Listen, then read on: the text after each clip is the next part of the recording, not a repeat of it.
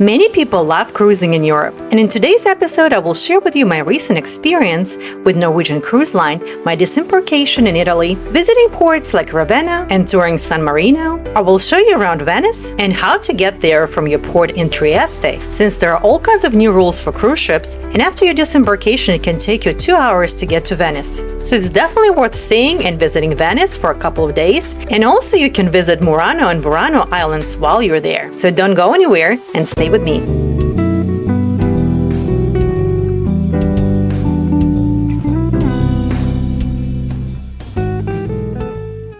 Hi friends, my name is Veronica. Welcome to my channel. I've been traveling internationally for many years myself, and I love it. And in my videos, I like to share experiences as well as tips for these travels. So if you find this video useful, please don't forget to put thumbs up and like this video, leave any comments, and subscribe to my channel. Your active participation helps promote this video to other viewers like you and me, so thank you. So let's get started with the Italian port, Ravenna. So first off, you can book excursions through Norwegian and go visit San Marino, the town of Ferrari, or Bologna. But if you're not in the mood and you would rather stay on the beach, it is an easy 10-minute walk from the port. As you can see, you don't need any transportation, and the beach has the open access to the tourists. If you wanted to visit Ravenna, you will need transportation, and it is offered by the cruise line for $20 round trip. Make sure to bring your passports, because they will be checked upon your return. The excursion that we took was the Republic of San Marino. Each way was about 1.5 to 2 hour drive. We did have the guide, but they gave us also free time to explore the beautiful town of San Marino. On the way back, our AC broke, and it was extremely hot outside, probably 90 degrees or so. So definitely bring some water, maybe fans, just in case something breaks down and you might be uncomfortable for a couple of hours on the bus. With a population of 34,000, the Republic of San Marino is landlocked by Italy, and it is the world's 5th smallest country. Founded in the early 4th century, the nation's total landmass is just 61 square kilometers. In Europe, only Vatican City in Monaco is smaller. San Marino is up on the hills, and the surrounding countryside is emerald green and dotted with stone farmhouses. You can even get a passport stamp of San Marino for €5 at the Tourist Information Center. Given UNESCO World Heritage Site status in 2008, San Marino's past can be seen and felt today in its medieval fortresses, stone churches, and winding cobblestone streets. In pictures, it looks like the fairy tale principality of a European royal empire from the Middle Ages. It is a dream of many Italians to live and work in San Marino because income tax is much lower than the rates in the European Union. The only way to gain that privileged status is to be born there or marry a local. This country within a country is considered the oldest in Europe. San Marino has existed as an organized settlement since at least the beginning of the 4th century, and was likely inhabited much earlier. Its picturesque hilltop capital city and surrounding towns have defied all odds to remain independent while being surrounded by Italy. When you cross the border today, a sign proudly proclaims, "Welcome to the ancient land of freedom," a nod to San Marino's role in sheltering at least 100,000 refugees, including Jewish people and Italian resistance fighters during World War II. Today, travelers come to San Marino not seeking liberty, but for the novelty of visiting a country within a country, a place that feels like Italy, but is somehow different. And while the heavily urbanized approach to San Marino may be marked with uninspiring post-war architecture, things get more interesting once you start to climb Monte Titano, the imposing mountain that dominates the landscape. That is when historic San Marino comes into view, with its castles, stone-paved streets, Game of Thrones ambience, and sweeping views of the Adriatic Sea and beaches. Summers are busy, especially with day trippers who pour in for a few hours. So for lighter crowds and better weather, spring or fall are the best times to visit. If summer is your season of choice, try to plan your visit for the last weekend of July, when a 4-day medieval festival takes over the microstate, with historic reenactments, crossbow and flag throwing competitions, and plenty of food, drink, music, and of course stuff to buy. Coins and stamps from San Marino are collections items. You can get very interesting authentic souvenirs and also designer perfumes at discounted prices thanks to low tax rate. Although San Marino is not part of the European Union, it does use the euro currency. San Marino is one of the few countries in the world without any national debt. San Marino's governance is a fascinating blend of historical tradition and democratic principles. The country is led by two officials, known as the Captains Regent, who are elected every 6 months, from among the members of the Grand and General Council. Basilica of San Marino is an architectural masterpiece. It is one of San Marino's most historically and religiously important churches. Due to its low crime rate and stable political environment, San Marino is considered one of the safest countries in the world. This makes it an ideal destination for travelers seeking a serene and secure experience. The vibe here is something else. It's like stepping back into ancient Rome, but with a distinct San Marino twist, thanks to its unique governance, with the General Council and those distinctive Captains Regent.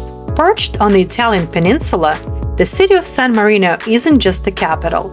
It's a historic stronghold atop Monte Titano, offering breathtaking views that defy its compact size. Italian is the official language of San Marino, mirroring its cultural and historical ties with Italy. Walking through the streets of San Marino, you cannot help but feel wrapped in the warmth of Italian culture. Even their food and cuisine is Italian. One reason San Marino has mostly stayed independent over the century is because of its hilly location. Atop of the Mount Titano, a three-peaked limestone rock. Did you know that the former American president, Abraham Lincoln, is an honorary citizen of San Marino? Lincoln expressed his admiration for San Marino in a letter to the Captains Regent in 1861, saying, "Although your dominion is small, nevertheless your state is one of the most honored throughout history." In response, they granted him citizenship. Another interesting historic fact was that San Marino was the first country in the world to establish a regular postal service. In 1607, a paid postal service was opened to all residents. In 1877, the first postage stamps of the Republic were issued, and since then, San Marino stamps have paid tribute to its cultural and historic events and personalities. Due to the limited production of San Marino stamps, the state has been a big draw for collectors for hundreds of years. Likewise for collectors of rare coins. After Ravenna and visiting San Marino, our last stop was the port of Trieste. And this is where we had to disembark the cruise ship. If you're purchasing a cruise with a disembarkation in Venice, please know that you will disembark in either Ravenna or Trieste. It is not going to be Venice. And now I'm showing you the Italian port Trieste. Venice has banned large cruise ships from docking in its historic center since 2021 to protect the city's environment and reduce over-tourism. The government has also ruled that a permanent port must be built outside the lagoon, but this will take some time. So if you're planning to go to Venice, you will need to make arrangements to go from Trieste or Ravenna to Venice. From Trieste, it is about a 2-hour drive. Whether you're planning to stay in Venice for a couple of nights and book a hotel, or you're just visiting for one day and flying back from Marco Polo Airport that is only 30 minutes outside Venice, so your best option to organize transportation from Trieste to Venice or Venice Airport will be with a cruise ship. I personally purchased the excursion from Trieste to Muggia and to Venice Airport with Norwegian. Since I was staying in Venice for a couple of nights, that was the most economic way for me to get from Trieste to Venice. The excursion was not all that great because they did not show you Trieste, although it is a very nice city to see if you have time, but they did show the Italian town Muggia briefly, and then they drove us to the airport by lunchtime. Muggia is a small Italian town in southeastern region of Trieste, bordering with Slovenia. Before the year 1000, a small center developed downstream in a small harbor, which was called Gondola. In the 13th century, the municipality of Muggia was born in this new village. The cathedral and municipal palace, built in the 20th century, date from this period.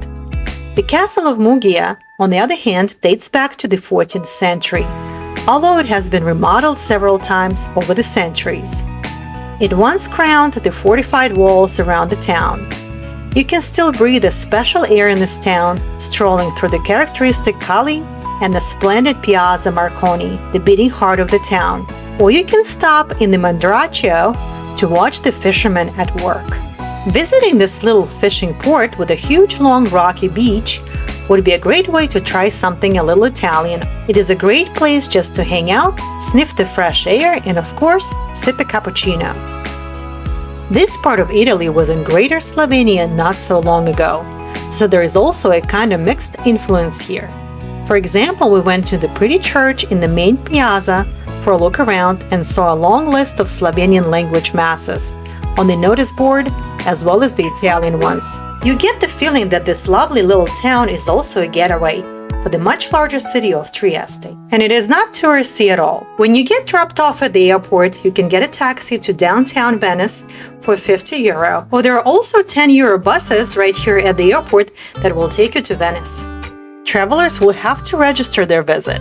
If you're staying with a hotel, they will send you directions on how to register yourself on the government website, and the cost of the permit to visit Venice will be part of your hotel fee. If you're a tourist for just one day, you will have to pay 5 euro to purchase the permit. And throughout Venice, you will see government employees selling the permits. And you will have to keep the QR code on you when you're touring the city, because I was stopped a couple of times by one of those workers asking me to show the permit. And they will scan it with a special reader. So at the points of your arrival, whether it's a train station or the water taxi, you will have to purchase a permit.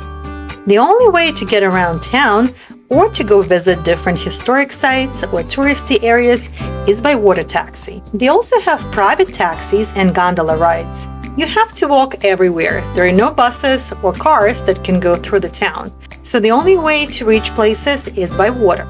Private taxis and gondola rides can be very expensive, so most people use the public water taxis that have frequent schedule, although it can get busy during peak hours, so plan ahead if you're on a tight schedule. They also have two lines of people getting on the water taxi, one for locals and the other one for tourists. Locals are usually purchasing monthly passes, while the tourists only for one day. The entrance to the water taxi terminal is automated, and you will not be able to jump the line. It happened to me a couple of times when I had to skip one or two water taxis because they were completely full. The first people they let on board would be the locals and then the tourists. And if it is a peak hour and everybody is trying to get to work or from work, you might be waiting for a while. Venice was manually built on 100 small islands in a lagoon in the Adriatic Sea. It has no roads, just canals. When you think of Italian food, the first thing that comes to mind is probably the holy trinity of pizza, pasta, and gelato. And to be sure, there are plenty of opportunities to chow down on those delicious foods. But Italian cuisine is wildly diverse and varies from region to region, and sometimes even village to village. As a city perched atop water, it only makes sense that Venice's cuisine would feature exceptionally fresh seafood. And given the city's rich history as an important international hub of commerce, traditional Venetian cuisine is somewhat indebted to foods from around the world, particularly Middle Eastern cuisine. On every street corner in Venice, you have these wonderful delis and bakery shops with the abundance of things to try. These bite-sized sandwiches are the local versions of tapas, with a dazzling variety available. They range from simple olives and marinated anchovies to fried squid, creamy salt cod on toast, or luscious ham with marinated peppers. On the dessert side, there are so many different varieties, from tiramisu to different types of cannoli, panna cotta, and everything else that you can imagine and even not imagine. I've tried different varieties and different foods while being in Venice for a couple of days, and everything was absolutely delicious. And I would definitely go back even if it's just for the food. The hotel we stayed in was a 4-star Hotel Santa Chiara for a little bit over 300 euro a night. The reason I chose this hotel is because it was the only hotel next to the bus stop and the train station. The bus stop was actually called Santa Chiara, and if you're coming from the airport or from the port of Trieste by train, this is a very convenient location. If you made hotel reservations someplace else, you will have to take a water taxi anywhere else. And this is the view from the hotel of the Central Canal. And over the bridge on the left side is the train station. The hotel was excellent and it was easy to walk to any direction. I booked it on booking.com. If you've ever been to Venice and you know a hotel that is also convenient and very nice to stay at, please leave the comments below. I'm sure other travelers are also curious and would appreciate your advice. There are so many beautiful places in Venice, and if you're staying for a whole week, you can probably find a nicer place. But for the convenience of it, for only 1 or 2 nights, this place was excellent. And at night it was a walking distance to the restaurants that are right here on the water at the Grand Canal. So the walk back was not long and it was safe. Venice is made up of 118 small islands that are separated by beautiful canals and linked by marvelous over 400 bridges, including the iconic Rialto Bridge that is the oldest of 4 bridges spanning over the Grand Canal. And now it is a significant tourist attraction since it's renowned as an architectural and engineering achievement of the Renaissance. It doesn't cost anything to cross the bridge. It is free and open to pedestrians at all times. There are also a few shops on the bridge, so you can purchase your souvenirs right here. And after crossing the bridge, you can catch a water taxi right here on the left-hand side. The romantic city of Venice is known by many names, including the floating city. If you're wondering how it was possible to build the stunning architecture of Venice in the midst of what is in essence a swamp, you're not alone. One of the most frequent questions asked about the Italian city, which was an important maritime power during the Middle Ages and Renaissance, is how was Venice built? While the Venice looks like it's floating on the water, most people assume that the city was built directly on the islands of the Venetian lagoon. But in fact, the buildings of Venice were built upon wooden platforms supported by wooden stakes. This architectural feat is an engineering marvel which has withstood hundreds of years of history. The use of wood as a supporting structure may come as a surprise, since wood is usually less durable than stone or metal. The secret to the longevity of Venice's wooden foundations is the fact that they are submerged, much like an upside-down underwater forest. This is because the decay of wood is caused by microorganisms, such as bacteria. As the wooden support system in Venice is submerged underwater, the stakes are not exposed to oxygen, one of the elements needed by microorganisms to survive. In addition, the constant flow of salt water petrifies the wood over time, turning the wood into a hardened stone-like structure. Timber was a particularly important commodity for Venetian society, as it was used not just in the foundations of the city, which employed primarily oak and pine, but also for floors, roofs, frames, furniture, and of course shipbuilding at the Venetian arsenal. According to one 17th century source detailing the construction methods used in Venice, over 1 million wooden stakes were used during the building of the Santa Maria della Salute church, one of the principal architectural features visible on the Venetian skyline.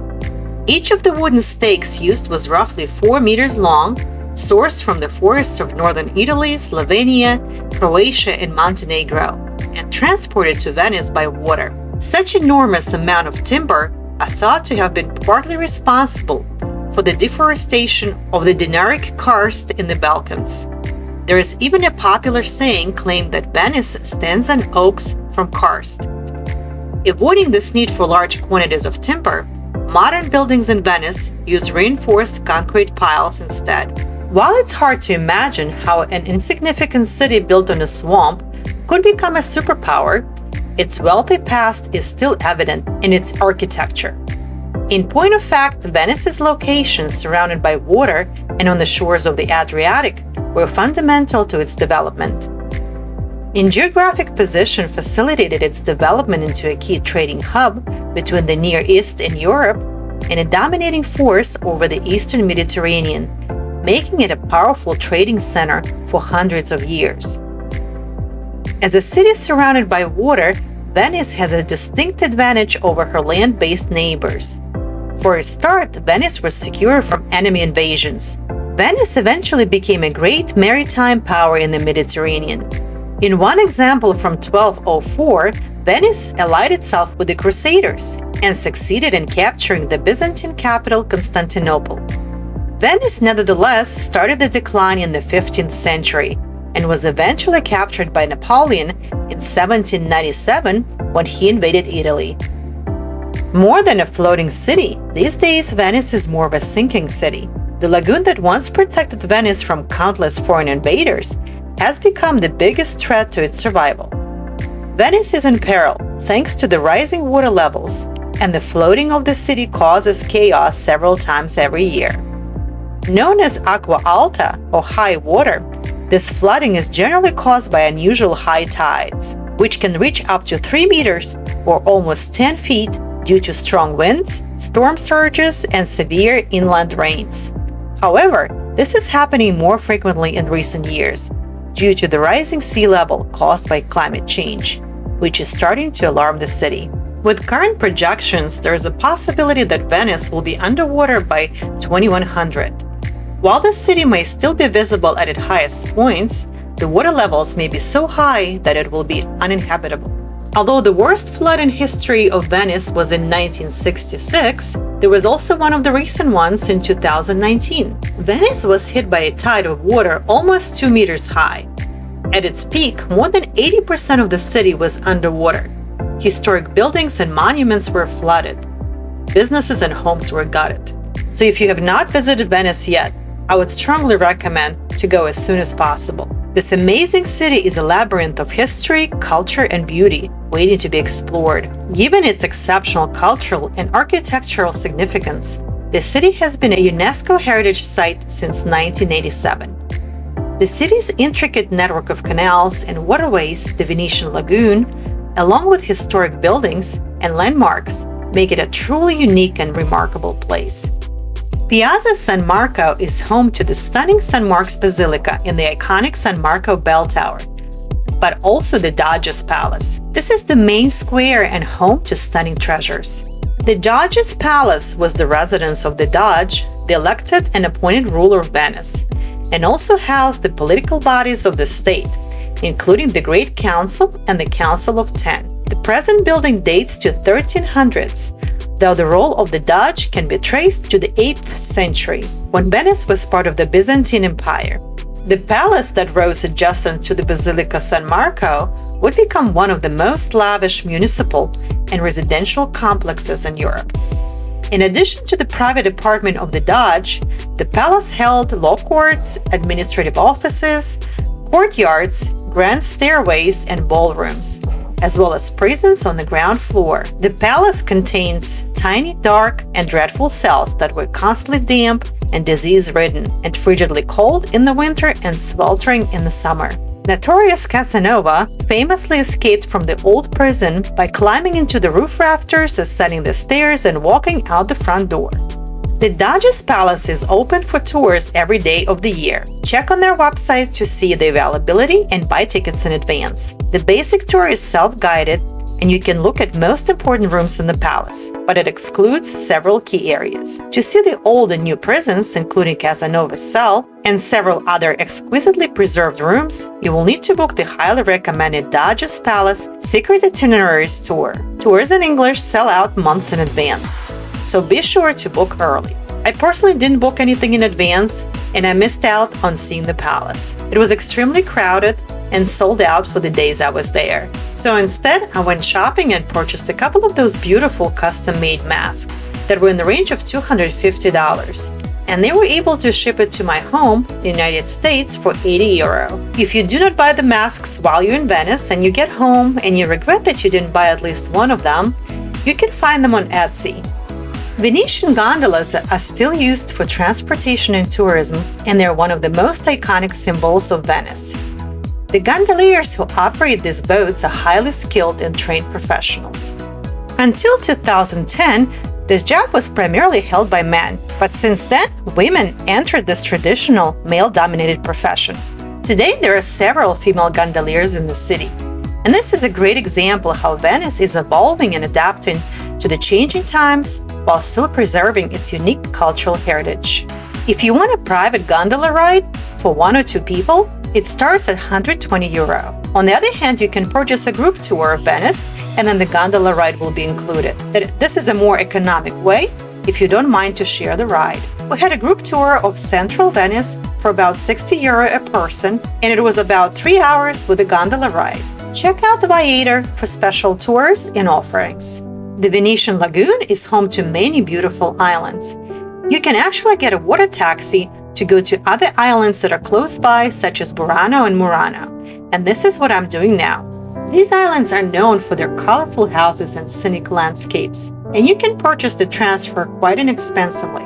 While the water taxi around historic Venice costs about €10 each way, the transfer to Murano and Burano Islands can be in the range of €25. When you're buying a boat ticket or purchasing the excursion, make sure the boat can take you back. The transfers between the islands are on the regular schedule, so don't be late because you will get left behind. And this is the island of Murano and us visiting the famous Murano glass factory. The art of glassmaking on Murano has a tradition of over 1,000 years.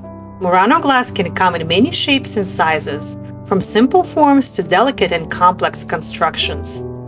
Master glassmakers use a variety of techniques to create the glass, including mouth blowing, swinging, and rolling the molten glass on a smooth surface. Minerals like copper, zinc, cobalt, and gold are added to the glass mixture to create vibrant colors and designs. Murano glass is in high demand among collectors and enjoys a healthy trade today. So if you have time, visit the Murano Island. You can get the tour of the factory where they make handmade pieces. You can buy some glass souvenirs, jewelry, and if it's a larger piece, they can even mail it to you. Venetian glassmakers developed secret recipes and methods for making glass, and the concentration on Venice's glassmaking on the island of Murano enabled better control of those secrets. Murano became Europe's luxury glassmaking center, peaking in popularity in the 15th and 16th centuries.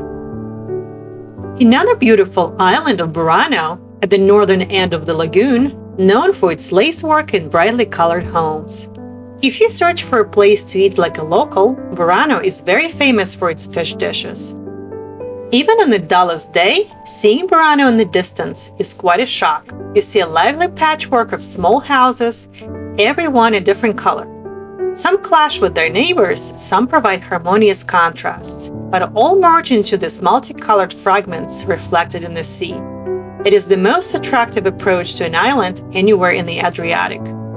Tradition has it that the colors originate from times when the fishermen were often out in winter, when fog blackened the lagoon and needed to be able to recognize their homes out of the gloom. It's also said that their fishing boats had colored sails to match their houses, so that their wives could identify their own boat's return.